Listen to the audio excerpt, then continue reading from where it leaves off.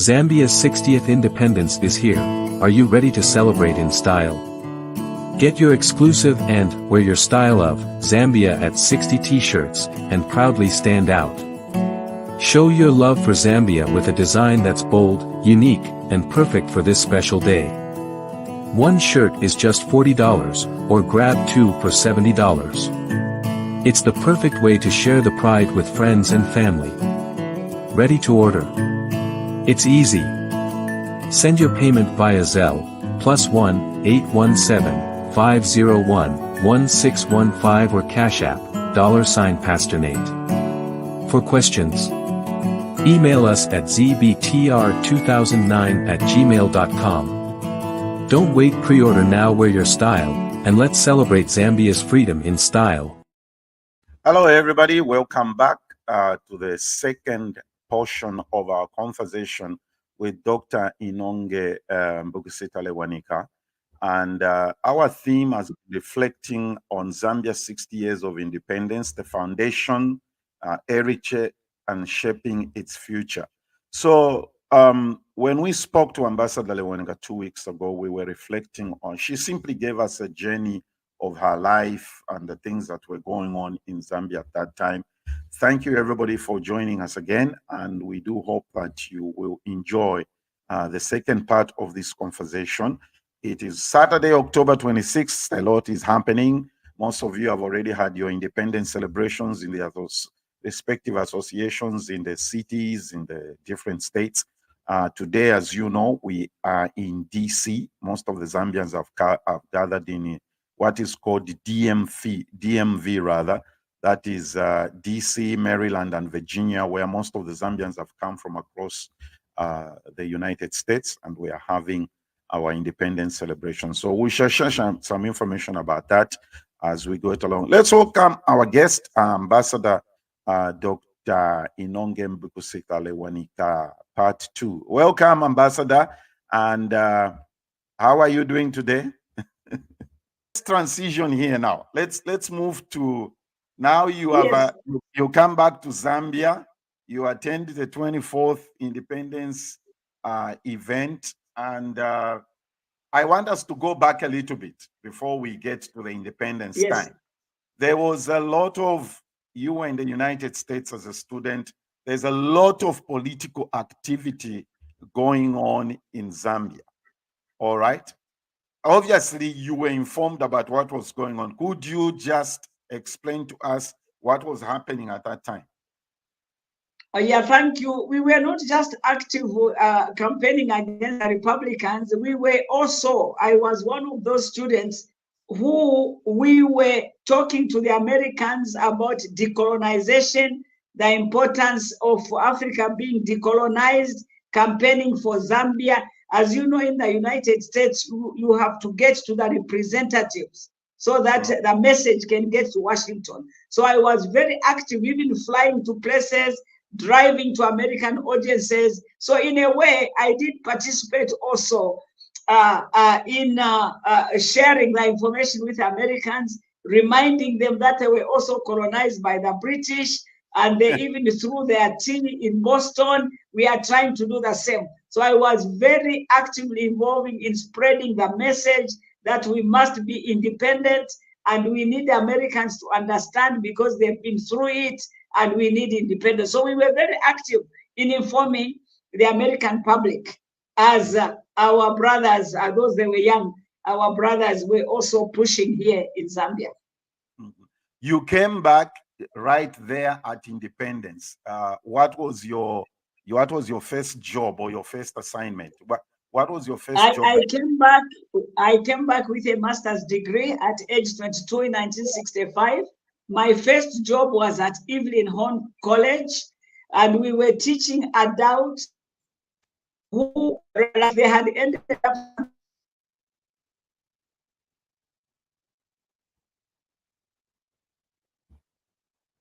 I was training chefs, the chefs who worked in houses. So in the evening, I was training chefs. Okay. Wow. Interesting. So there was and a course.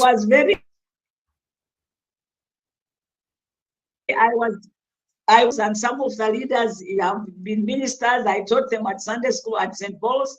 I was the district commissioner for the Girl Guides in Lusaka. YWCA, they are teenagers. I was only 2 years older than them. Every Saturday, I walked from Evelyn Horn to the YWCA, which is opposite.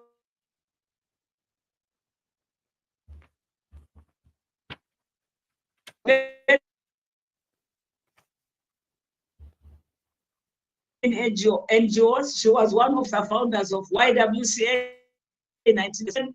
She was one of the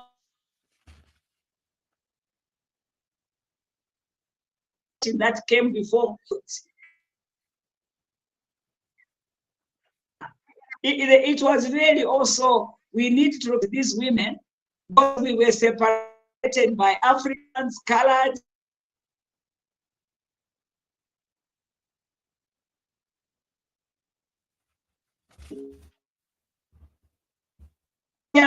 coloreds, Africans and Europeans, and the British government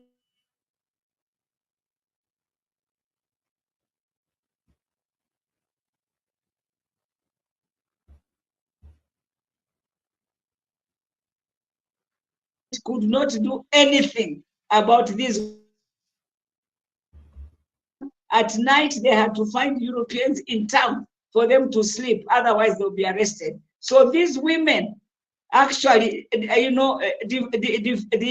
just broke that rule, and the British government just paid a silent eye. I think these are some of the freedom fighters we must also remember, because they broke the color bar, as it was called, to pave way for our freedom in Zambia.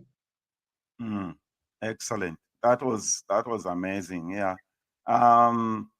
There were years of negotiations for a lot of people lost their lives, and many others were arrested. Zambia attains its independence. What were the priority issues that our young leaders faced?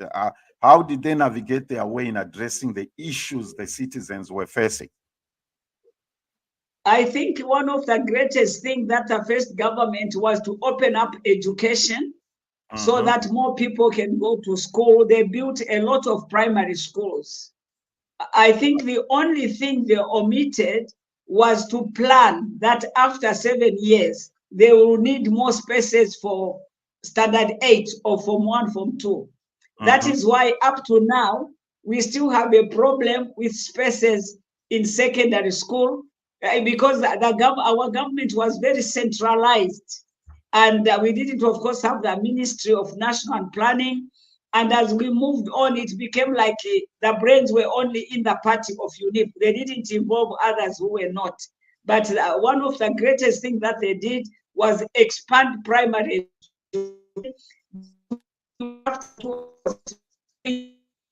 Have expanded secondary school.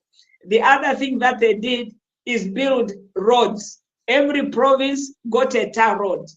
Okay. We actually had enough money at that time to build even roads in every district, but they stopped at the province. And we also, of course, we were among the leaders of independence. So we hosted and supported the Southern Africa liberation countries. We hosted African, we hosted OAU. When Mulungushi, the first one, was built, Mr. Andrew Kashita, who's now late, was the permanent secretary for public works. And he used to tell us that in his days, when the government said we want Mulungushi Conference Center, his answer was when, because the money was there. So we could actually have built a lot. We had a lot of money at that time. So we hosted the OAU a couple of times. And we were even members of the UN Security Council during those years. Wow. Wow. That was amazing. That was amazing. Do you think, Ambassador, Zambia's participation in the liberation movement of the Southern African nations was worth it? Because it costed us a lot. It costed us a lot. It was well worth it. Because if your neighbor is not free, we cannot possibly be free. And we are the same people. You know, the boundaries in the northern province runs to Tanzania. You know, the Copper Belt, you are into DRC. In the southern province, you are Rhodesia. Basically, we are the same people with artificial boundaries. And whatever we did, we had to make sure that the people around us are liberated. And you know, because you remember when there were all those Zimbabwe war, most of the Zimbabweans were in Zambia. And many South Africans were in Zambia, the freedom fighters in South Africa, and Namibia. Gengob was a friend of ours, moved on a Zambian passport, and all these Thabo Mbeki were here. They were getting allowances from cabinet office. When they traveled abroad, they were met by the embassy of the Republic of Zambia. So just like my brother and I participated in the politics of America with African Americans, we are the same. It's the same fight. It's the same. Some people are not. Then you are not free. It was well worth it. My own analysis is this: the President Kaunda was the leader, but he didn't have somebody taking care of domestic affairs because his government was very central around him. So when he was busy with the liberation movement, we didn't have anybody really taking care of Zambians. If he had delegated like a vice president or prime minister to take care, and the reason I'm saying this, for example, in the refugee camps, they had food. But Zambians, you know, you go to the shops that before my son, Zambian were queuing up. Even at the University of Zambia, where I was teaching later, the liberation, the people who were from Zimbabwe or South Africa got housing, they got a loan for furniture, and we didn't, you know. So because it was a good thing that he was doing for the neighbors, but we also needed somebody to take care of Zambia. Sometimes we were discriminated against. Oh, wow. Because the priority was to help your neighbor. And the Bible says, love your neighbor as you love yourself. That is my own analysis. And I experienced, I had a friend who worked for the Red Cross. And in all these refugee camps, they had food, overflowing food. But we were queuing for food. We didn't have enough. That was not good. Our politics over the years, we are reflecting on Zambia 60 years, Ambassador. Our politics over the years have been of vindictiveness, intolerance. They've been with us for a long time, from UNIP, UPP, ANC era. Has democracy, which demands coexistence or diverse views, failed in Zambia? Well, let me put it this way. You know, we have to go back to the original founding fathers and mothers before UNIP. One, they worked as a team. First of all, they had their own jobs, they had their own houses, they were volunteers, sort of. So they didn't depend on the party to give them a car and so forth. So they worked as a team. It didn't matter who was president and who was not. They wanted to achieve independence. And then their number one priority was the welfare of people. Father, as the head of president of the Northern Rhodesia African National Congress, was obsessed with scholarships. Wherever he went, he was fighting for the people in Northern Rhodesia, because the view of the original founding fathers, Honorable Sokota, the first African mayor, my father, Mr. Safari Chileshe, Mr. Nelson Narmango from Livingstone, you know, they wanted to prepare people who can run the country effectively.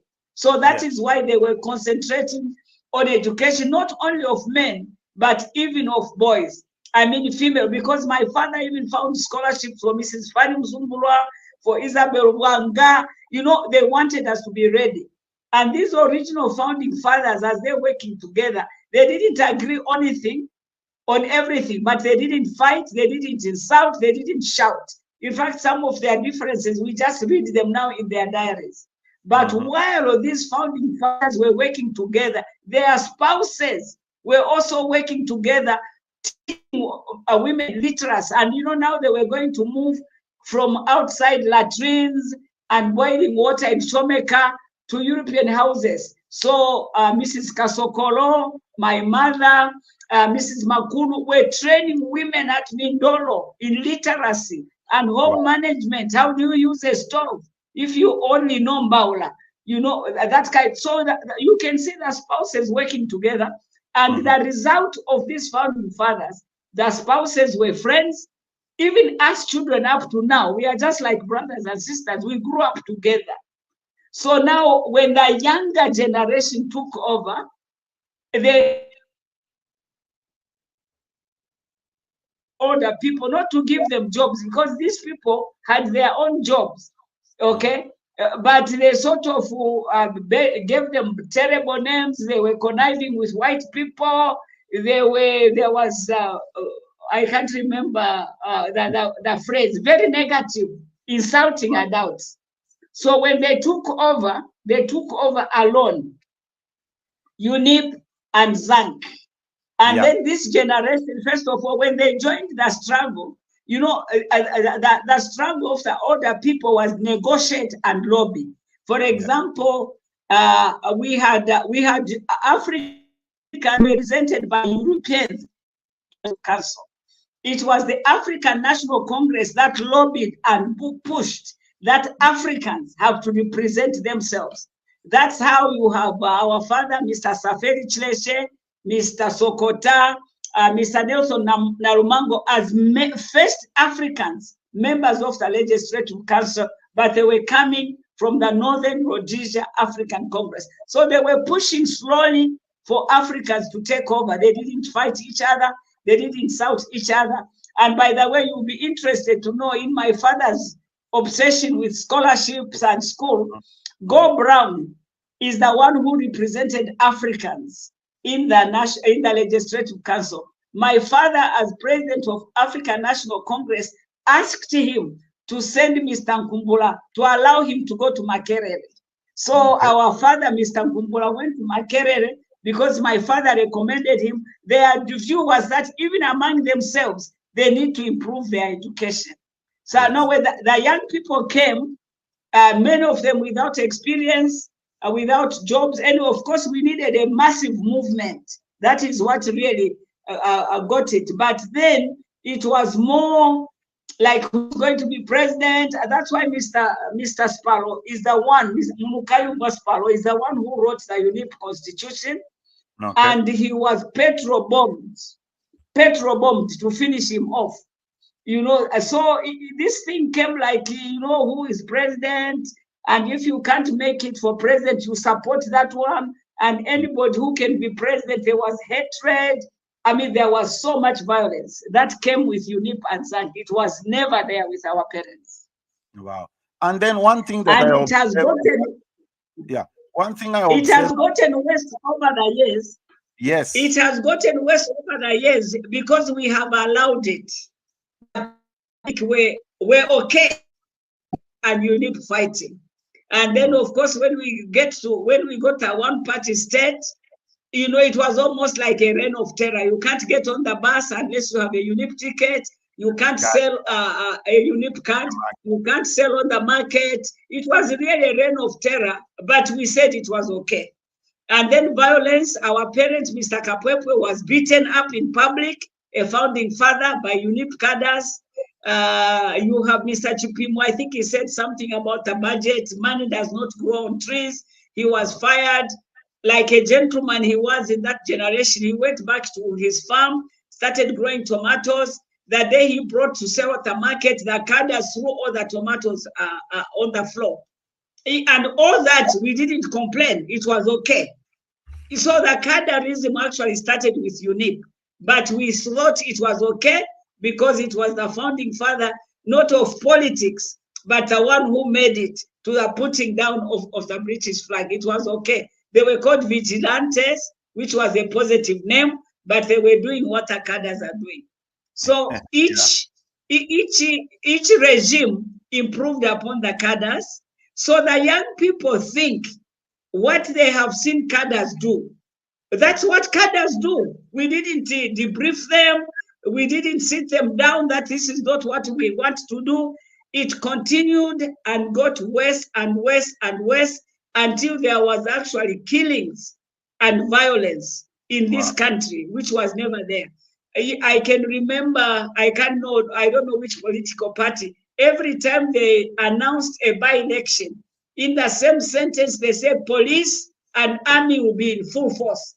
But we have been voting since 1964, everywhere in Zambia, in rural areas, in town, peacefully. No soldier, no police, no askari. But suddenly, you announced a by-election and said the police and the army will be in full force. So when something is wrong, let us all put it down because it will reach you and affect you. Yeah, exactly. One thing I wanted to point out, Ambassador, is that when you really reflect on how your father was securing scholarships for people to go abroad, he didn't just do it for his family or his own people. It was across the nation, right? I mean, in this province, all our parents were working for the whole nation. In fact, It's interesting. When the slogan came, that is when this, let me put it this way, our parents used no slogans. They just did it. They were fighting for the whole country. They found scholarships. But in the recent past, if you look at the scholarships, because the Minister of Education comes from this region, all the scholarships come from that region. That's not what our founding fathers and mothers did. For example, my father's first scholarships, first to India, there was somebody from Northwestern Province. I think Mr. Kanyanse was from Usakile. In fact, most of these scholarships were from pioneers in Usakile who came from different parts of the countries. But now, people usually just mention those prominent, Mundia, Mr. Simon Kapwepwe, Daniel Risulo, but Mr. Mkoboto also went, even with my father, because he was a bit gender sensitive. Some of the scholarships also went with wives to India. For example, Mr. and Mrs. Mkoboto also went on my father's scholarships. So wherever he was, and the reason he started with India, in 1950, as president of the Northern Rhodesia African National Congress, he was invited by the Nehru government, because India really, after they got their independence, they supported the liberation struggle of Africa. I know Inonge in Kenya was also, a Kenyan was also in India at the support of Nehru. So the first scholarships were distributed from people from different provinces. That's true. And then later on, wherever my father went, whether he was in England, he was lobbying for scholarships. Wherever he went, he was lobbying for scholarships. That's true. In your opinion, fast forward, Ambassador, to the transition from Dr. Kaunda to the Chiluvas MMD, what have been, or in your opinion, what have been the positive outcomes of reintroduction of multi-party politics in Zambia 1991? What would you say? Let me go back a bit. President Kaunda introduced a tribal balance in cabinet. I was 2 years.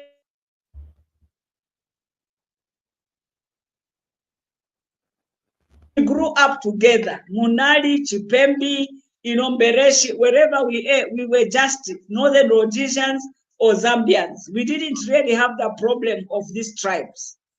But once President, I don't know really up to now, I can never figure out if we have 20 tribes, as the just passed away Professor Kashoki, our first linguist, said, we don't have 73. That's the colonial people who don't know the difference between the dialect and the language. If we have 20 tribes, and then you balance the tribes, in that time there were, was it 7 or 9 provinces?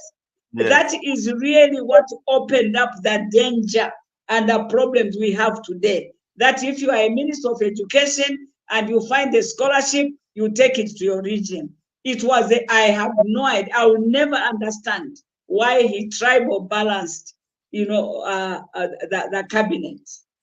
And then, of course, when he did one-party state, we have a generation that grew there who thought unip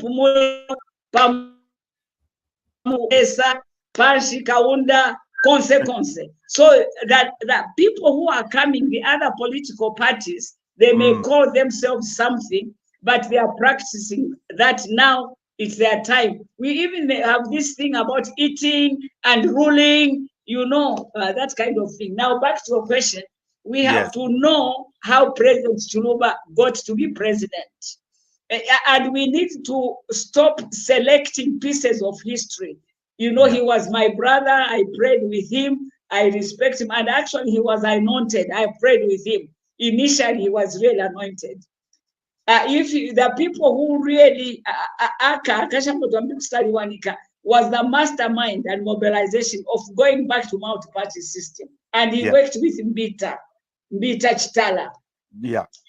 If you examine their papers, it was such a democratic plan. But I mean, by democracy, I mean people's participation, not just in work. That's what they had planned.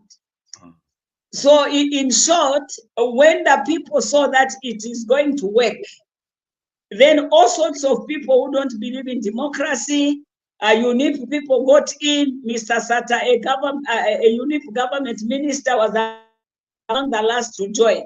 Then these people are the one, if I may use that word, who hijacked MMD. So actually MMD was hijacked. It was never born because the people who came there were not part of, studying it and, laying up the plans. When they came and took over, they followed the same. Now, that day, they met at Garden. They had this seminar called Options for Multi-Party. And the letters, the invitations were written by Inonge Mbikusta Lewanika. Because of the terror that UNIP was, some of the people took this invitation to President Kaunda and say, I'm so sorry, I don't know why this man is inviting me. So they refused to come. Yeah. So when the day arrived, or the night before, or in fact, to chair that seminar, everybody refused. They were afraid. They are afraid to chair. Kashamba to Mbita, and I think a few other people had joined them. They went to Shamana to chair the seminar. He said no.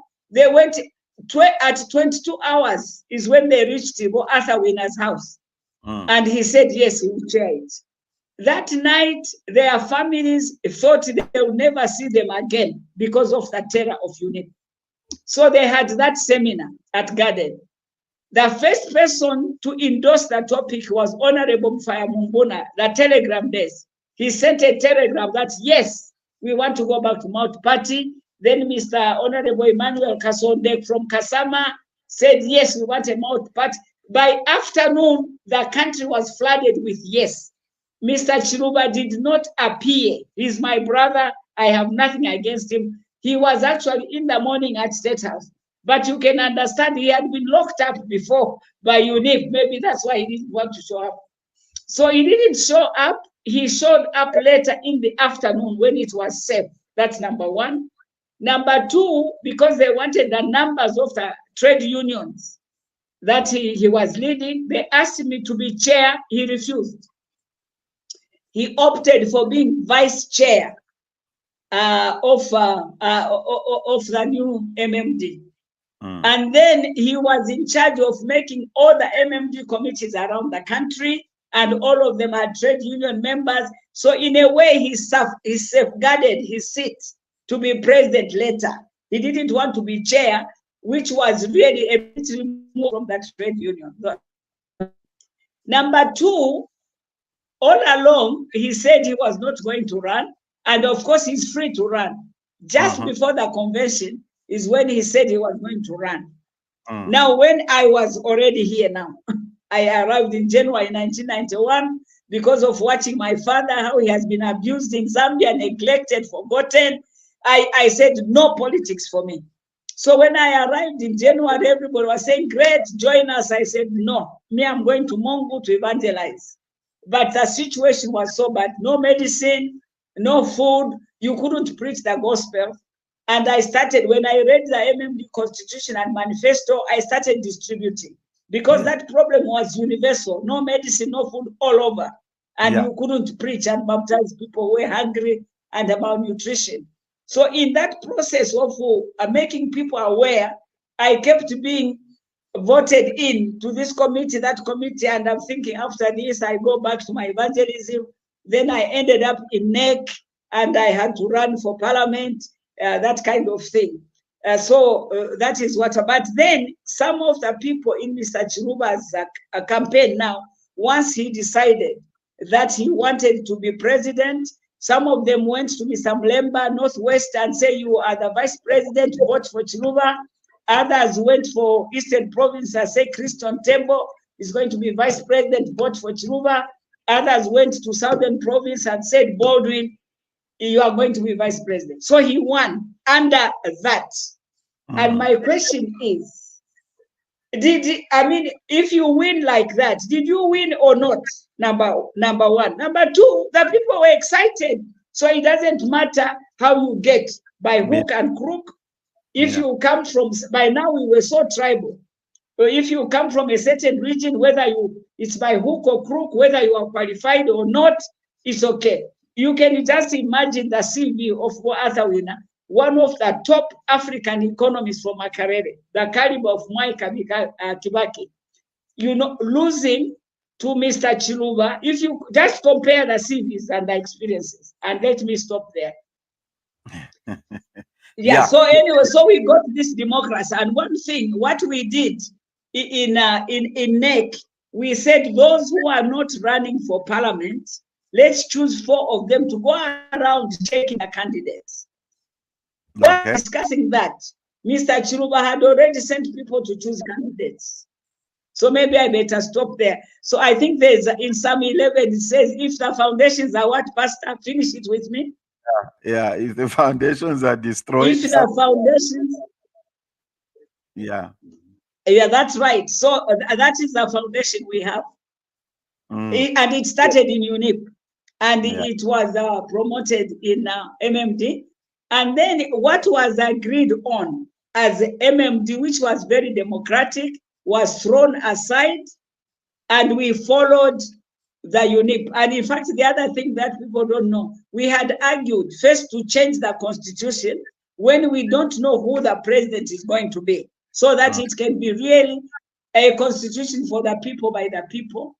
But then as we were going on, we were afraid the reign of terror will catch up with us. We may not go for elections. So we agreed, okay, let's go for elections, then change the constitution. Item, agenda number 1 was change the constitution or review it and improve it. I was not in cabinet, but I understand my colleagues, Kshambatwa, Baldwin, excited. That's the first item, is change the constitution. When they brought up the topic, the answer was, which constitution gives all powers to the president? And you remember President Kaunda's constitution was being changed slowly, piece by piece. You have the Chona Commission, you have this commission, and you are working for the same man, and the constitution has somebody in mind. So the conclusion is very dangerous to have a constitution with somebody in mind. If it's a constitution, let it just be a constitution. So some of our foundations are what has led to the downfall of Zambia. Now I say I should have taken that certificate, not to work in California. Me, I love Africa. Just give me Africa anytime. Number two, I should have gone to that 6 weeks tour because we were so excited to work for our country, yes, to do what we can do. Yeah. No, the Lord sees your heart. The Lord sees your heart. Ambassador, one gets a sense of lack of continuity in our democratic and development process through the years. Every time we've changed presidents, you seem to get a sense that we are starting over again, the whole process. Where's the challenge? Where's the disconnect? It started with UNIP. They should have worked with Mr. Sokota, Mr. Safari Chileshe, Mr. Nelson Narmango, my father. You know, these people started by getting a salary of 2.6, then 10 shillings. They were walking to work, then bought a bicycle. By the time they bought their car, their own car was years later. These people had budgets. If they had worked with those people, not to pay them, but just as advisors or moral support. Because when UNIP came, now it was who has the biggest house and who has the best car. And then you have, in fact, we had so much money that we found, and it has worked to our disadvantage. Too much money that people had never seen before, and also too much land. For example, in Kenya, where they have less land, they hardly had any money. Their first administration, Kenyatta, first of all, was a real administrator. They've never built schools in Kenya. They didn't build hospitals. These were done by Kenyan. His philosophy was do it for yourself. But in Zambia, it was now we are free. Everything is free. Stop working and just eat. 4 servants. They traveled first class. The first ambassadors even used to take dependents, all right, to wherever they went. And they didn't pay for the phone. They didn't pay for the gas. Even here, the ministers would tell people, my phone is free, come and call. By the time I got to the ambassadors were allowed only to have 3 children, supported whether you have 6 or 9. Number 2, I was paying gas for the winter, 1,000 a month. And if I had gone to America myself, I wouldn't have taken number 2300 Wyoming Avenue for my house because I can't afford the gas. Yeah, so, you know, and the lack of continuity has even gotten worse. Now, when you are president, I mean, it started also with MMD. Local government had people who had specialized in local government. They had specialized in local government finances. And when my brother, Mr. Sata, took over, he fired most of them and took people really, and it was like that everywhere. So every time you have a government, and we no longer even have a civil service, which is supposed to be permanent. So even civil servants have got party alliances. So you don't have a continuity even of a government. And the government should always be there for the people, not the party or whoever is president. And we have gone so far, now we have left a big work. We have gone through 3 generations. Now to start with the 4th generation, that you need a civil service, and that when you take power, you have to consult. You know, when I was made ambassador to the Washington, the first thing I did, I went to Foreign Affairs.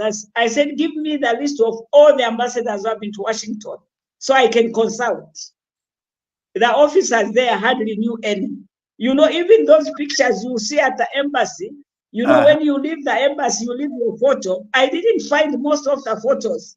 I had to look for call families, call children. Can you give me a photo?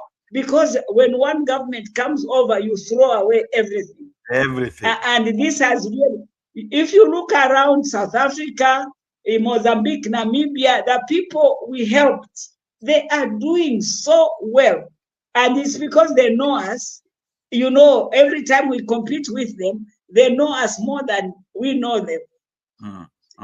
And then let me just say something about it. From the UNIP days, we never put people in the United Nations, in international organization.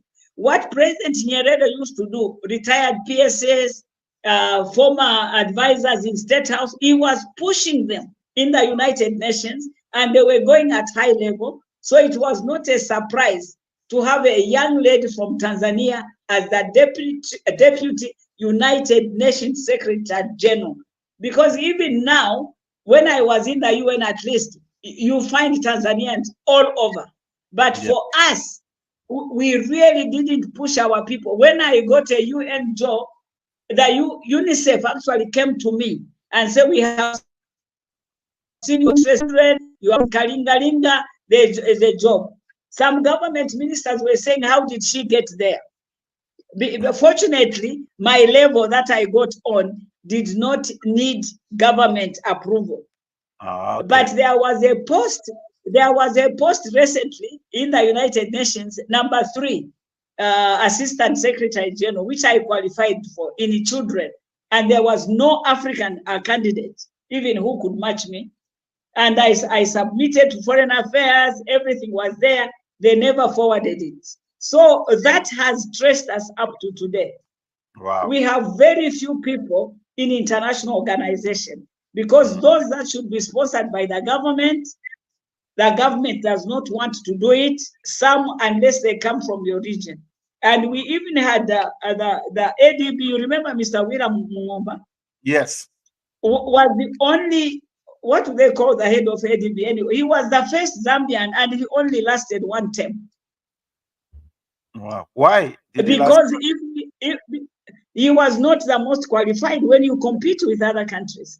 Oh. And I was a diplomatic spouse in the United Nations. Other people would send people with 3 PhDs to Zambia. I remember one application which said HTC, that is highest teacher's course in Charibana. Number 2, access to State House was the qualifications. And wow, you can't take that with people who have 2 or 3 PhDs. So that tribal balancing, has led us. You know, I mean, South Africa got independence. They had the UN women head. They had ADB. They quickly put in their people. They were so behind. They came after our independence. They pushed people all over. They were in the international relations, international organization, and we still don't. You know, by that time we got a female president who could qualify to some of these high posts UN, you know, the posts were already filled. Yeah. Let's take a moment in history and we'll conclude our conversation here. 60 stories, each told in 60 seconds as we celebrate Zambia turning 60. Brought to you by APSA. Born in 1907, Godwin Mbikusta Lewanika II was the Litunga of Barotseland, an author and a prominent politician. He founded the first political party in the country, the Northern Rhodesia Congress, in 1948, making him a significant figure in the nation's political history.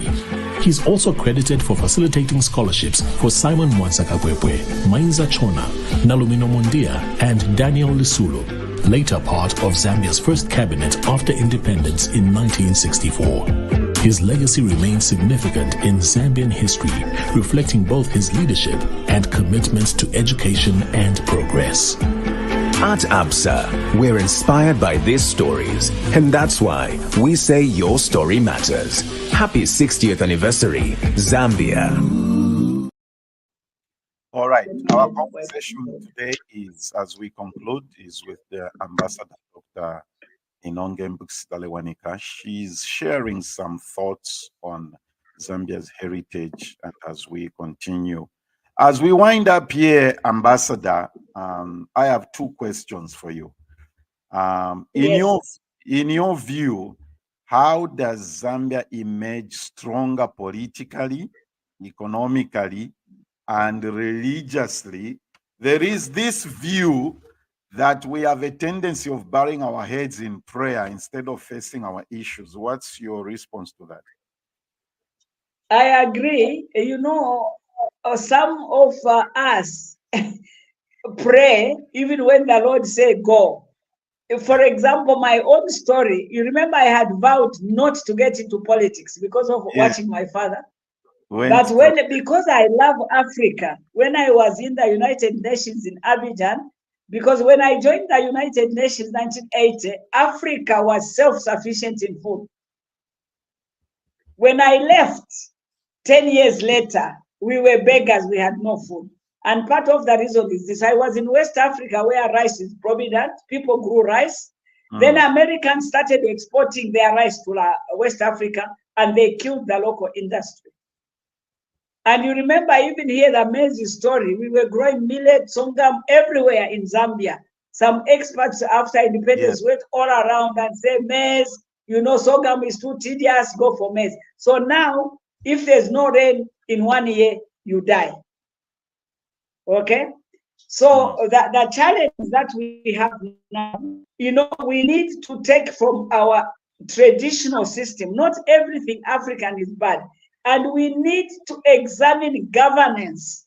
I believe you will find more democratic tendencies in some of our traditional rulers like Mwata Kazembe, you know, Mwine Rubemba, Barosland, the whole representation of the people and how they process and how they examine. We have taken other people's democracy, and some of them are even having problems. Yes. For example, our parliament. Most MPs don't even understand how parliament works because we took something wholesale that was a process, and we took part of the process and we don't know what happened before. And then you see, we disagreed with the British, and then when they see that the grass is green, you get independence, they give you advisors. So why did you disagree with them if you take wholesome their system and their way of life? We have never really, I remember now what Mr. Sata said to me when I was in NEC of MMD. I said to the NEC members, it looks like we are understanding democracy differently. Can we talk about it and have a seminar? His answer was in Bemba. Iwe, you think you are still teaching at a university, giving us about seminars? So we really don't understand this democratic, and the people who vote for us don't even know how a bill is passed. And then the allegiance of MPs, it's the one who asked them, who nominated them. Oh, what is the word for? You say you are running for MP. It's not the people who choose.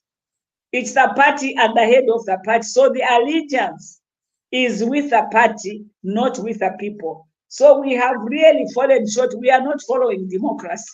We are not following for the people, by the people, because the people don't even understand how the process is. Even as MPs, we had problems understanding how bills are worked, except the lawyer friends. So that is the problem. Really, we never had democracy 100%.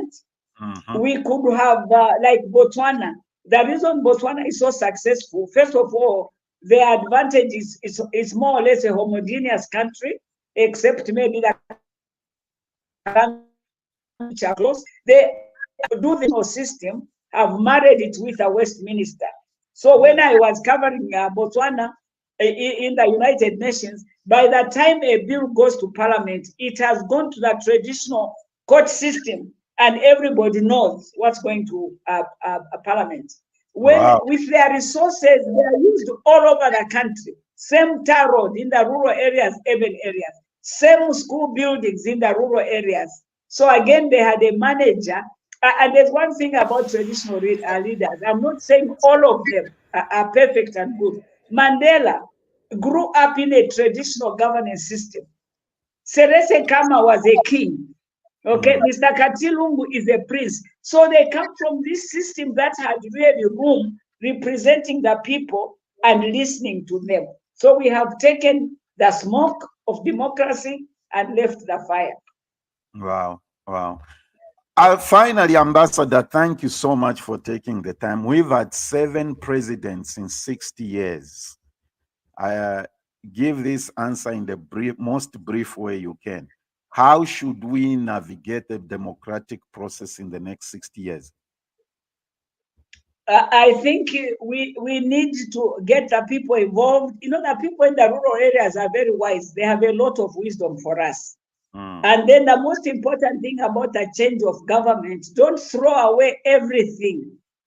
Okay, work with the people who were in Botswana. In fact, the president, when I was there, the incoming president works for 1 year with the outgoing president. Wow. They are not enemies. You remember, even when our president was being inaugurated, the head of the political party and the opposition came on the same plane. They came on the same plane. They were not fighting. So anyway, I want to assure you and the Zambians, I have hope for Zambia, mainly because I believe in Jesus Christ. If I didn't, I would lose hope. But what we need to do, work with those who are going out. I remember even how President Kaunda was chased from State House. That is shameful. Even locked up. That's a case on the country. Yeah. So we need to work with those who are going out. And if we are going to have a civil service, we used to have a civil service where if the minister tells you to do this and it's wrong, the civil servant says no, writes his reasons, and hands in that I will not do this because this. But eventually, if you do that, you were fired. So now they agree with you. I remember when I was a member of parliament, there's a minister who said he was going for health with his wife and family, and he took the money and he didn't go. And this civil servant was afraid to tell the minister, came to me, got me out of parliament and said, speak for us. We need to be courageous and have principles and stand for them and teach the children. You have to have principles, whether you are fired or not, stick to them. But anyway, the main message, we need continuity. That's right. We need to continue it. The civil service should go back to full-time civil service. The diplomatic service also has career diplomats. And and there's room, of course, for political appointees like me. But if the system I know, if the ambassador is a political appointee, the deputy has to be a civil servant, and vice versa. I know when some of our presidents came, they fired everybody, no institutional memory. In our days, ambassador is your Capella. Yeah. My brother. But now, after that, anyway, I'm sure it's going to begin. But anyway, the message is, this government is for the people. Let's represent them. Their welfare should be first. When you give them money, it's your not personal money, it's their own money. Respect them. But we need the leaders to work together and have continuity. Otherwise, we are always starting from scratch, and we are really behind, even in gender balance. South Africa, Mozambique have more women in parliament, more ministers. Rwanda, I was part of the team that went there as from the women's movement to work with the interim government, and we were talking about gender balance, and they have bypassed us. Our numbers are so low because now it's a matter of life and death to be an MP, not because you want to save the people. My gratuity, when I finished after 10 years, was 4,000. Later it was 500 million. Now it's a meeting allowance. Wow. And Mr. Nabuliato kept saying, if you want money, you are in the wrong place. This is service, get out and get into business. So we were there for service. But now privatization is another thing. It was done so fast, not consulting the people. And then the things that were privatized were bought by some ministers. So we went through that exercise. We sold everything. So now the only job is government. And to get there, you have to kill, and you need money. And those who sponsor you for that money require you to pay back. We need to go back just like our parents. They were volunteers. It's there for the people. They worked together for the good of the people. Definitely, civil service has to be civil service, and we need to continue it. If this government started roads, when they didn't finish, the next government pick up where they left off and finish the road. And also the quality of work. August 2021, when we changed government, the rain came in November. The bridges were broken, or the roads were broken. What happened? Well, Ambassador, your Wi-Fi is giving us problems, so we shall end the conversation here. And all right, here she But comes. there's still hope. There's Yeah, still hope. There's still hope. We can do it, but we have to start now with our children. Thank you so much, Ambassador, for taking the time to share your life journey with us and the history of Zambia at 60. We pray the Lord God will keep you, strengthen you, Amen. to grant you more wisdom, and that we shall keep coming to you for consultation and checking on how you are doing. Thank you so much, Mama. Thank you. Amen. Stay blessed. Thank you.